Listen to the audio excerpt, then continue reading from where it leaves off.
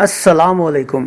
MKR production کے تحت تیار ہونے والی اس فلم کے سرمایہ کار MJ رانا تھے، جس کی کہانی شیخ اقبال نے لکھی۔ مکالمے امتیاز قریش نے تحریر کیے۔ فلم کے ہدایت کار MJ رانا ہی تھے۔ عکس بندی کا کام نسیم حسین شاہ نے ادا کیا۔ پنجابی زبان کی یہ فلم باری اسٹوڈیو لاہور میں تیار کی گئی اور 1971 کی اس 39ویں فلم کا نام تھا چانن اکھیاں دا۔ فلم کے اہم اداکاروں میں اعجاز، فردوس، یوسف خان، زمرد، علی اعجاز، چن چن، نصرت آرا، نبیلہ، رنگیلا، ایوب خان، چنگیزی، الیاس کشمیری، سلطان راہی، اقبال حسن اور رضیہ شامل تھے۔ اس فلم کی کہانی کیا تھی؟ آئیے دیکھتے ہیں۔ فلم کی کہانی سلیمان اداکار چنگیزی سے شروع ہوتی ہے، جو ایک لڑائی میں راٹھ نگر کے چنا راٹھ اداکار الیاس کشمیری کے بھائی کو قتل کر دیتا ہے۔ چنا اور اس کے ساتھی سلیمان کو مارنے آتے ہیں، جس پر وہ اپنے چند ماہ کے بچے کو لے کر دریا پار اپنے دوست جمال اداکار سلطان راہی کے گھر پناہ لیتا ہے، مگر چنا وہاں بھی پہنچ جاتا ہے۔ سلیمان غلطی سے اپنے بیٹے کی بجائے جمال کے بیٹے کو لے کر فرار ہو جاتا ہے۔ جمال کو پولیس میں تھانے دار کی نوکری مل جاتی ہے اور وہ اپنی بیوی زینت، اداکارہ نبیلہ اور سلیمان کے بچے کے ساتھ ٹریننگ کے لیے چلا جاتا ہے۔ ادھر حقیقت کا پتہ چلنے پر سلیمان بچہ واپس کرنے آتا ہے، مگر گھر خالی پا کر بچے کو اپنا لیتا ہے۔ بچے سے سلیمان کا پیار دیکھ کر اس کی بیوی اپنے اور سلیمان کے بچے کو لے کر غصے میں میکے چلی جاتی ہے اور وقت گزرتا جاتا ہے۔ کئی سالوں بعد سلیمان کا بیٹا جو جمال کے گھر ہوتا ہے، جوان ہو کر اسلم اداکار اعجاز کے روپ میں سامنے آتا ہے۔ دوسری طرف سلیمان کے گھر جمال کا بیٹا ظفر اداکار اقبال حسن بھی جوان ہو جاتا ہے، اور ماں کے مرنے کے بعد سلیمان کے پاس واپس آنے والا اس کا سگا بیٹا جان اداکار یوسف خان بھی جوانی کی دہلیز پر قدم رکھ دیتا ہے، جو کالج پڑھائی کے دوران اسلم کا دوست بھی ہوتا ہے، جبکہ ظفر ایک اکھڑ قسم کا انسان ہوتا ہے۔ کالج ختم ہونے کے بعد اسلم اور جان اپنے اپنے گاؤں واپس آتے ہیں۔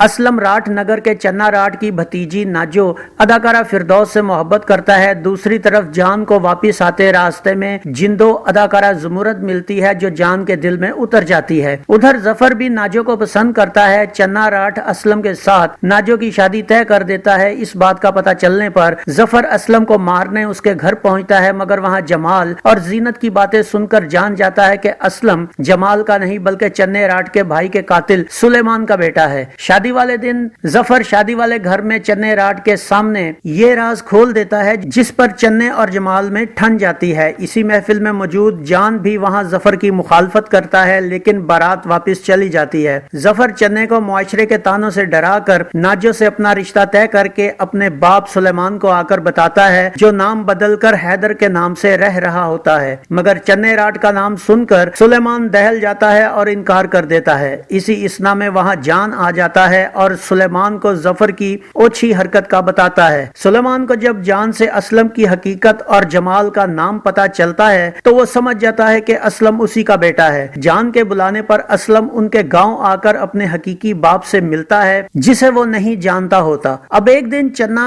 ظفر کے کہنے پر رشتے کی بات کرنے ان کے گھر آتا ہے، مگر سلیمان کو دیکھتے ہی پہچان جاتا ہے اور دونوں میں ہاتھا پائی ہو جاتی ہے۔ اسی دوران باہر سے ظفر آ جاتا ہے اور اپنے باپ کے ساتھ چنے کو لڑتے دیکھ لیتا ہے، مگر چنے کی کمر کے پیچھے ہونے کی وجہ سے اسے نہ پہچان کر گولی مار دیتا ہے، لیکن جب اس کی شکل دیکھتا ہے تو پریشان ہو جاتا ہے۔ اب سلیمان چنے کی لاش اس کے گاؤں پھینکنے آتا ہے، مگر اس کی اسلم سے مڑ بھیڑ ہو جاتی ہے۔ نقاب میں ہونے کی وجہ سے اسلم اسے پہچان نہیں پاتا اور سلیمان لاش چھوڑ کر فرار ہو جاتا ہے۔ یوں چنے کے قتل کا الزام اسلم پر لگ جاتا ہے اور جمال اسے گرفتار کر لیتا ہے۔ اسلم اپنی بے گناہی میں بہت کچھ کہتا ہے، مگر جمال اسے نہیں چھوڑتا۔ ادھر سلیمان کا واپس بھاگتے زینت سے ٹکراؤ ہو جاتا ہے اور وہاں سلیمان سے زینت کو پتا چلتا ہے کہ ظفر اسی کا بیٹا ہے، اور اب جمال قدموں کے نشانات کی پیروی کرتا اسی کی طرف جا رہا ہے۔ جمال ظفر کے ڈیرے پر پہنچ جاتا ہے، مگر زینت بھی وہاں پہنچ کر اس کے سامنے کھڑی ہو جاتی ہے، لیکن جمال اسے زبردستی ہٹا کر ڈیرے میں گھس جاتا ہے اور وہاں پولیس مقابلہ شروع ہو جاتا ہے، جس میں ظفر جمال کے ہاتھوں شدید زخمی ہو کر اس پر جوابی گولی چلاتا ہے، مگر اسی دوران سلیمان جمال کے سامنے آ کر وہ گولی اپنے سینے پر کھا کر جمال کو یہ بتا کر مر جاتا ہے کہ اس کا حقیقی بیٹا ظفر ہے۔ جمال اور زینت ظفر کی طرف بھاگتے ہیں مگر وہ بھی مر چکا ہوتا ہے۔ یوں ظفر اپنے انجام کو پہنچ جاتا ہے۔ اسلم کی ناجو اور جان کی جندوں سے شادی ہو جاتی ہے اور فلم ختم ہوتی ہے۔ اس فلم کا میوزک کیا تھا، آئیے دیکھتے ہیں۔ نسیم بیگم، آئرن پروین اور منیر حسین کے گائے گانوں کی شاعری وارث لدھیانوی اور خواجہ پرویز نے کی، جس کا میوزک بابا جی اے چشتی نے ترتیب دیا۔ ان میں منیر حسین نے 1، آئرن پروین نے 1 اور نسیم بیگم نے 5 سولو گیت گائے، جبکہ نسیم بیگم اور منیر حسین نے 1، نسیم بیگم اور آئرن پروین نے 1 2 گانا گایا۔ 9 گانوں پر مشتمل اس فلم میں نسیم بیگم کے نکٹائی والے باؤ نو بلائے کوئی نہیں یہ گیت اداکارہ فردوس پر پکچرائز کیا گیا۔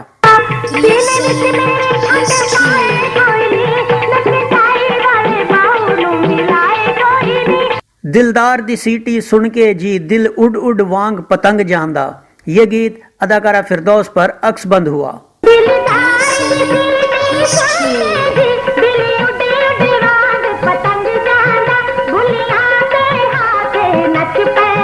لٹ لئی نار بدانے ورگی یہ گیت اداکارہ فردوس پر فلمایا گیا۔ لٹ لئی نار بدانے ورگی میرے سونے باؤ جی، لگیاں توڑ نبھائیں جی میں لا لیاں یاریاں یہ گیت بھی اداکارہ فردوس پر شوٹ ہوا۔ لگیاں توڑ نبھائیں جی میں لا لیاں یاریاں، میں ہن انگریزی پڑھ گئیاں یہ گیت بھی اداکارہ فردوس پر ہی پکچرائز کیا گیا۔ میں ہن انگریزی پڑھ گئیاں جو دل کہندا سی کر گئیاں۔ آئرن پروین کے تکی جاوے راجے راجے تکی جاوے میں نہیں تیرا دل توڑ دی یہ گیت اداکارہ زمرد پر عکس بند ہوا۔ تکی جاوے راجے راجے تکی جاوے میں نہیں تیرا دل توڑ دی، آہا جا میں نہیں تیرا دل توڑ دی۔ منیر حسین کا لگیاں توڑ نبھائیں جویں لا لیاں یاریاں یہ گیت اس فلم میں ریوائز کیا گیا اور اداکار اعجاز پر فلمایا گیا۔ لگیاں توڑ نبھائیں جویں لا لیاں یاریاں۔ نسیم بیگم اور منیر حسین کا ہاتھ جوڑا پکھیاں دا تے نالے ساڈا ماہی لگدا نالے چانن اکھیاں دا یہ گیت اداکارہ فردوس اور اعجاز پر شوٹ ہوا۔ ہاتھ جوڑا پکھیاں دا تے نالے ساڈا ماہی لگدا نالے چانن اکھیاں دا۔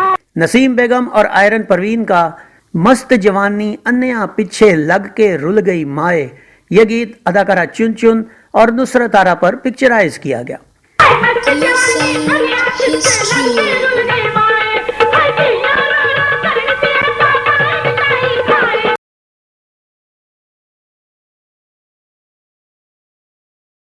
ناظرین یہ فلم 4 جون 1971 بروز جمعہ ریلیز کی گئی۔